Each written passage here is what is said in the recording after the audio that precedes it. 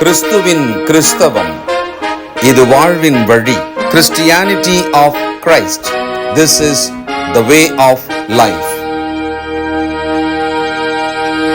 பரிசுத்த ஆண்டவர் இயேசு கிறிஸ்துவின் இனிய நாமத்திலே ஒருங்கிணைந்த சுவிசேஷ புத்தகங்களின் பார்வைக்கு அன்போடு கூட வரவேற்கிறேன்.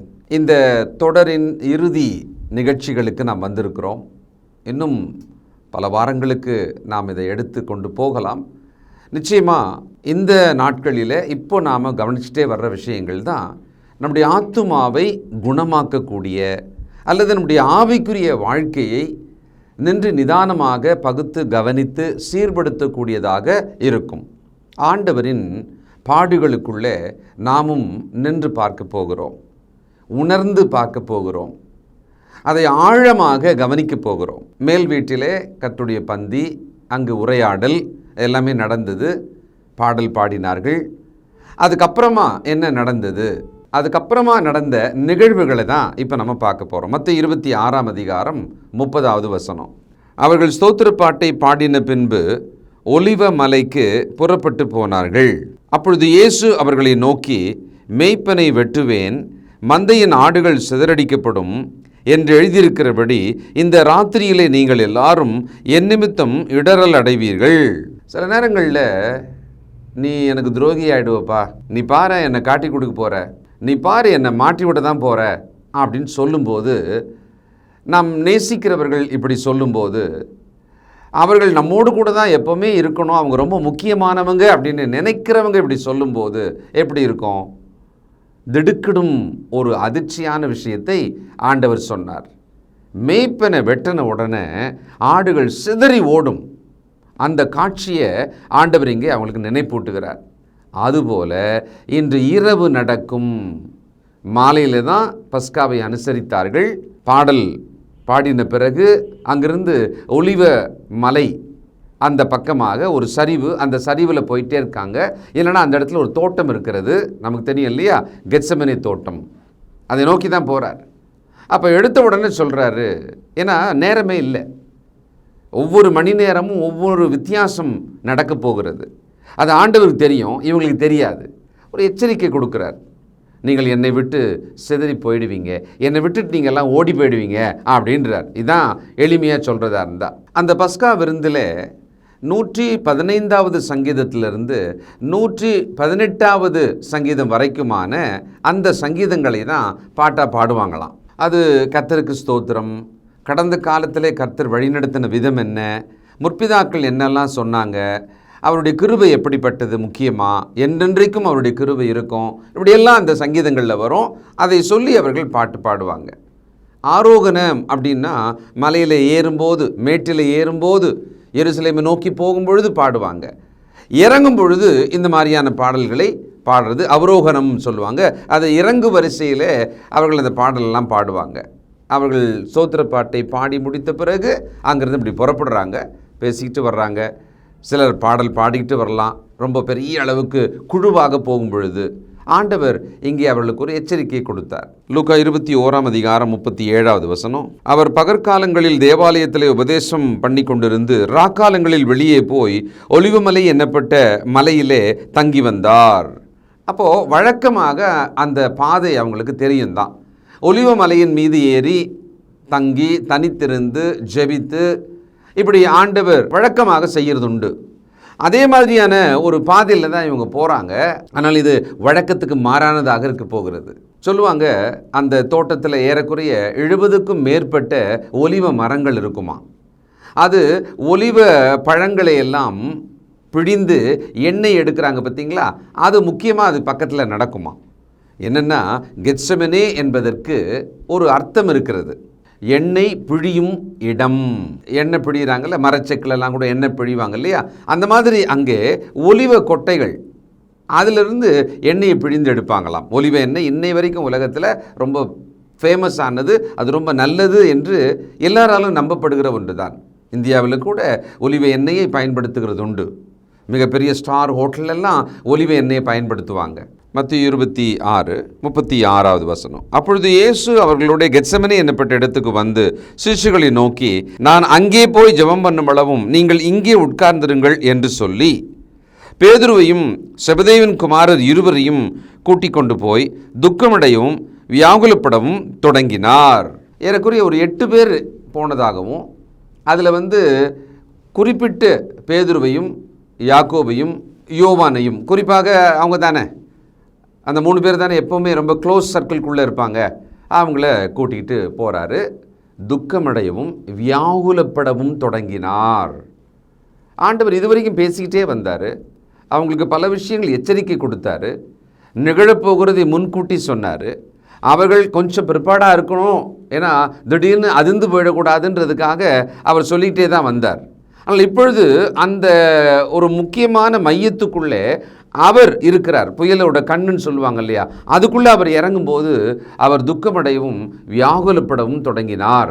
39வது வசனம், சற்று அப்புறம் போய் முகங்குப்புற விழுந்து, என் பிதாவே, இந்த பாத்திரம் என்னை விட்டு நீங்க கூடுமானால் நீங்கும்படி செய்யும், ஆகிலும் என் சித்தத்தின்படி அல்ல, உம்முடைய சித்தத்தின்படியே ஆக கடவுது என்று ஜெபம் பண்ணினார்.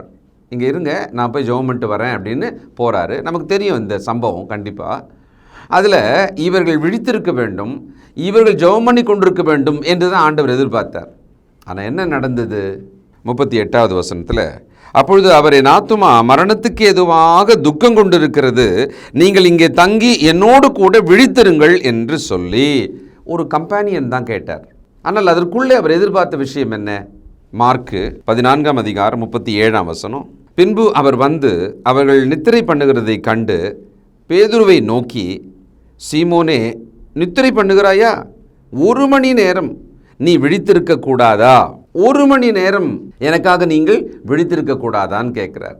ரொம்ப பரிதாபமான ஒரு நிலைமையாக இருக்குது. ஒருவேளை நம்ம இந்த தூரத்தில் இருந்து அந்த நிகழ்வை அப்படி பார்த்துட்டு இருக்கிறதா வச்சுக்கோமே, நம்ம ஆண்டவர் எப்படி பார்க்கலாம்? 3½ ஆண்டு காலம் இவர்களுக்காக இவர்களை மூலமாக பல விஷயங்களை தேவன் ஆண்டவர் மூலம் செஞ்சிருக்கிறாரு. அநேக அற்புதங்களை எல்லாம் பண்ணியிருக்காங்க, ஆச்சரியமானவர்களை எல்லாம் கண்ணால் பார்த்துருக்காங்க. ஆண்டவரின் போதனைகள், அதிகார போதனைகள், வல்லமையான போதனைகளை எல்லாம் இவங்க கேட்டிருக்காங்க. ஆண்டவருக்காக இவங்க பெருசாக ஏதாவது சாதனை பண்ணாங்களா அல்லது ஒரு தியாகம் பண்ணாங்களான்னு பார்த்தா அப்படி ஒன்றுமே கிடையாது. ஆனால் இப்போ நான் மரண துக்கத்துக்குள்ளே இருக்கிறேன், என் இருதயம் ரொம்ப வியாகுலப்படுகிறது, எனக்காக நீங்கள் விழித்திருங்கள். ஏன்னா என்னப்பா அவர் ஒரு 3 பேரோடு உள்ளே போகிறாரு, அந்த தோட்டத்துக்குள்ளே போகிறாரு, சொல்லிட்டு வேற போயிருக்கிறாரு, ரொம்ப மரண துக்கம்னு சொல்கிறாரு, என்னவா இருக்கும்? இவங்க கொஞ்ச நேரம் பேசிக்கிட்டே இருக்கலாம்ல, இவங்க அந்த விஷயத்தில் டிஸ்கஸ் பண்ணிக்கிட்டே இருக்கலாம் இல்லையா?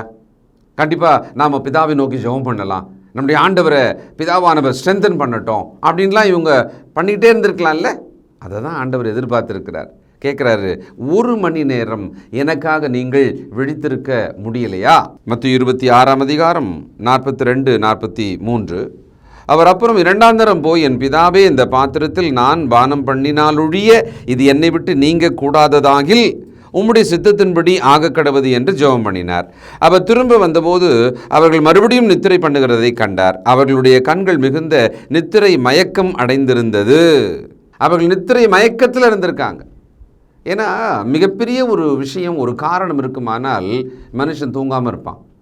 அவங்க சுற்றி இருக்கிற சூழ்நிலையை, நமது ஆண்டவர் சொன்ன விஷயத்தை தங்கள் மனதுக்குள்ளே மிக முக்கியமானதாக எடுத்துக்கொள்ளலையோ, அவர்கள் நித்திரை மயக்கத்தில் இருந்தாங்க, தூங்குனாங்க. தேவ சமூகத்தில் தூங்குகிறவர்கள் நிறைய பேர் உலகத்தில் இருக்காங்க. சபை கூடி வந்த பிறகும் கர்த்தருடைய வார்த்தையை கேட்க முடியாமல் தூங்குகிறவர்கள் இருக்காங்க. அவர்கள் நித்திரை மயக்கத்தில் இருப்பாங்க. அது வெறுமனே உடல் சார்ந்த சோர்வாக இருக்குமானா 10ல் 1 இருக்கலாம். ஆனால் மீதி என்னவாக இருக்க முடியும்னா, அவர்கள் ஆவியிலே உற்சாகம் இல்லாமல் இருப்பாங்க. மாம்சம் சோர்ந்து போயிருக்கலாம், ஆனால் ஆவி விழிப்போடு இருந்தால் அந்த மாம்சத்தை விழிப்போடு வச்சுக்க முடியும். சொல்கிறார் பாருங்க, மார்க்கு 14ஆம் அதிகாரம் 40வது வசனம். அவர் திரும்ப வந்த போது அவர்கள் மறுபடியும் நித்திரை பண்ணுகிறதை கண்டார். அவர்களுடைய கண்கள் மிகுந்த நித்திரை மயக்கம் அடைந்திருந்தபடியால் தாங்கள் மறுமொழியாக அவருக்கு சொல்வது என்னதென்று அறியாதிருந்தார்கள்.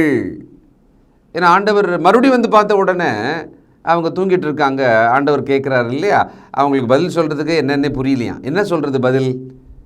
அவங்க ஒரு டிரான்ஸில் இருந்த மாதிரி இருந்திருக்காங்க. நாம் கூட பல நேரங்களில் கர்த்தருடைய விஷயம்னா, ஆவிக்குரிய விஷயம்னா, கர்த்தருடைய வார்த்தையை கேட்குறதுன்னா, இப்போ சபையில் உட்கார்வது அல்லது ஒரு மீட்டிங்கில் உட்காருவது, வீட்டிலே கூட ஜெபம் பண்ணணும்னு சொல்லி குடும்ப ஜெபமாக உட்காரும் பொழுது அப்பொழுது ஒரு தூக்கம் எங்கேருந்து வரும்னே தெரியாது, ஒரு நித்திரை மயக்கம் எங்கேருந்து வரும்னே தெரியாது. என்ன அர்த்தம்? அந்த சூழலுக்குள்ளே நாம் மகிழ்ச்சியாக இல்லை, நாம் உற்சாகமாக இல்லை. அது ஒரு காரணம்.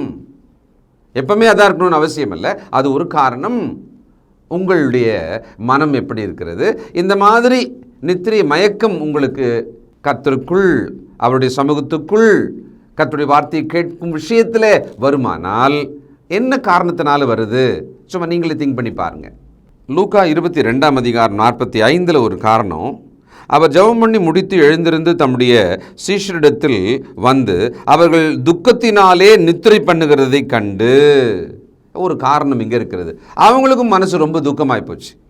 அந்த துக்கம் வந்த உடனே அவர்களால் உற்சாகமாக இருக்கவே முடியல. ஏன்னா மாம்சமானது பலவீனமானது, ஆவி உற்சாகமாக இருக்கலாம் இல்லை. ஆனால் இந்த துக்கம் என்ன ஆகி போச்சுன்னா, அவரே மரண துக்கத்தில் இருக்கிறாராமே, அவரே மனம் வாகலப்பட்டு இந்த மாதிரி அவர் இருந்தது இல்லையே. அவர் எப்படி தனியாக போயிட்டு இப்படி ஜெபம் பண்ணிட்டு வராரு? இந்த மாதிரி ஒரு காட்சியை நம்ம பார்த்ததே கிடையாது. அவர் சம்திங் ராங், என்னமோ நடக்குது, என்னமோ ரொம்ப மோசமாக இருக்குது சூழ்நிலை. இதை நினைக்க அவங்க பேசிட்டு கொஞ்ச நேரத்தில் என்ன ஆகிட்டு இருப்பாங்க, ரொம்ப துக்கம்.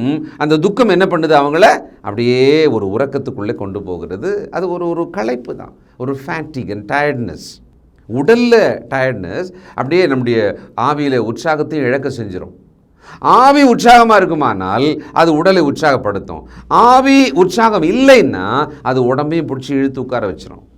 இது எல்லாமே ஒன்றுக்கு ஒன்று பிணைந்து தொடர்போடு கூட இசைந்து நடக்கக்கூடிய விஷயங்கள் தான். அதனால தான் நாமோ உற்சாகமாக இருங்க எப்பொழுதுமே அப்படின்னு ஒருத்தருக்கு ஒருத்தர் நாமோ என்கரேஜ் பண்ணுறதோட காரணம் அதுதான். ஆண்டவர் விழித்திருங்கள்னு கேட்டார், அவர்கள் விழித்திருக்க முடியலை. ஆனாலும் ஒரு காரணம், அவர்களும் கூட துக்கத்தில் இருந்ததுனாலே தான் அப்படியே நித்திரை மயக்கத்துக்குள்ளே போனார்கள். மத்தேயு 26:45 முதல். பின்பு அவர் தம்முடைய சீஷரிடத்தில் வந்து, இனி நித்திரை பண்ணி இளைப்பாருங்கள், இதோ மனுஷகுமாரன் பாவிகளுடைய கைகளில் ஒப்பு கொடுக்கப்படுகிற வேளை வந்தது, என்னை காட்டி கொடுக்கிறவன் இதோ வந்து விட்டான், எழுந்திருங்கள் போவோம் என்றார். இதுக்கு மேலே நீங்கள் ரெஸ்ட் எடுக்கலாம்ப்பா. ரொம்ப கேட்டவங்களுக்குள்ள வெக்கம் வந்திருக்கணும், இல்லை ஒரு ஷேம் வந்திருக்கணும். 1 மணி நேரம் கூட ஆண்டவருக்காக சொன்ன பிறகு கூட நாம் விழித்திருக்க முடியலையே. அவருக்காக நாம் விழிப்பாக இருக்கலாம். அவர் என்ன பண்ணுறாரு நம்ம கவனிப்போம், ஏன் அப்படி இருக்கிறாரு, நம்ம அவருக்காக ஜெபம் பண்ணலாம். அப்படி ஸ்டாண்ட் அவங்க எடுக்கவே முடியல அவங்களால. நாமோ இன்றைக்கி எப்படி இருக்கிறோம்? நம்முடைய ஆவிக்குரிய உற்சாகம் எப்படி இருக்கிறது? நம்முடைய ஆத்துமாவில் நாம் கர்த்தருக்குள் எப்படிப்பட்ட உற்சாகத்துக்குள்ளே இருக்கிறோம்? நம்முடைய ஆவி பலவீனமாக இருக்குமானால் மாம்சம் அதை பலவீனப்படுத்திடும்.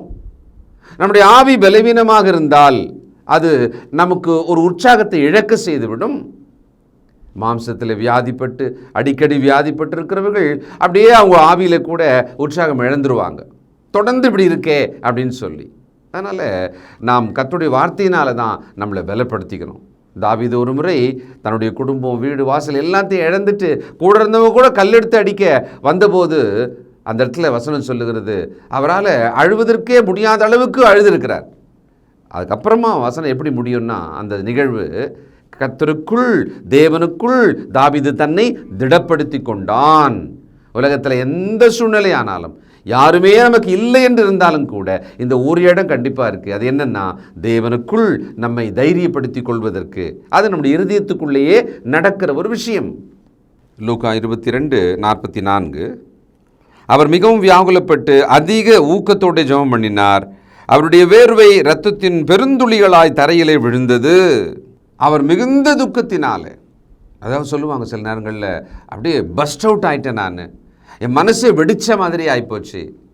அது என்ன ஆகும் அப்படின்னா, ஒரு பயத்தில் வேர்க்கும் பார்த்தீங்களா, அந்த மாதிரி இந்த அதீத துக்கத்தினாலே வியர்வை கூட இரத்தத்தின் பெருந்துளிகளாக முத்து முத்தாக வேர்க்கும் சிலருக்கெல்லாம்.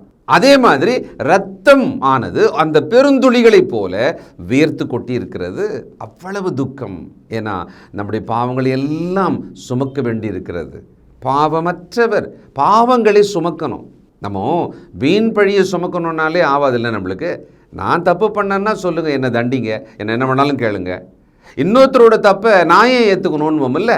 ஆனால் மொத்த உலகத்தின் பாவங்களையுமே தான் சுமந்து தீர்க்க வேண்டும் என்று சொன்னால் அதுதான் அவருடைய மிகப்பெரிய துக்கம். இந்த பாத்திரம் என்னை விட்டு அகலக்கூடுமானால் அந்த பாத்திரம் அவர் மேலே வைக்கப்பட போகிறது. ஆண்டவர் அவ்வளவு துக்கத்தில் வேதனையில் தன் பிதாவினிடத்தில் 3 முறை அவர் ஜெபம் பண்ணினாராம். வந்துட்டு சொல்கிறாரு, சரி இனிமேல் ரிலாக்ஸ் ஆகுங்கப்பா, இனிமேல் நல்லா தூங்குங்க, இளைப்பாருங்க, வேலை வந்து விட்டது.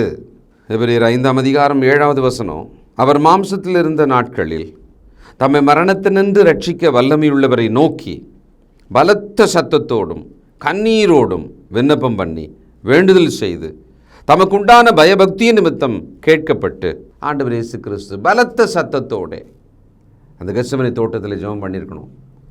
அவருடைய மனம் வெடித்து அவர் ஜெபம் பண்ணியிருக்கணும். அதனால தான் அவருடைய வியர்வை இரத்தத்தின் பெருந்துளிகளாக கீழே விழுந்ததாம். அவ்வளவு வியாகுலப்பட்டாராம்.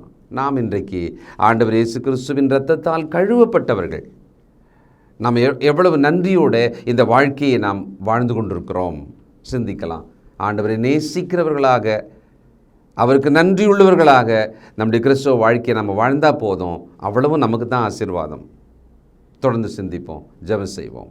வானத்தையும் பூமியும் உண்டாக்கின சர்வ வல்லமையுள்ள பிதாவே, எங்களை விசேஷமாக உமது சாயலாய் உமது ரூபத்தின்படி உமது ஆவியை கொடுத்து உண்டாக்கினீரப்பா. நாங்கள் பாவம் செய்து மீறினவர்களாக துரோகிகளாக விழுந்தபோது எங்களை தூக்கி எடுத்து கழுவி சுத்திகரித்து மாசற்ற இரத்தத்தால் எங்களை சுத்தமாக்கினதுக்காய் ஸ்தோத்திரம். அந்த இரத்தமானது கெத்செமனே தோட்டத்திலேயே சிந்த ஆரம்பித்தது. அதோ அவர்கள் விழித்திருங்கள் என்றாலும் விழிக்கவில்லை, ஜெபமும் பண்ணவில்லை.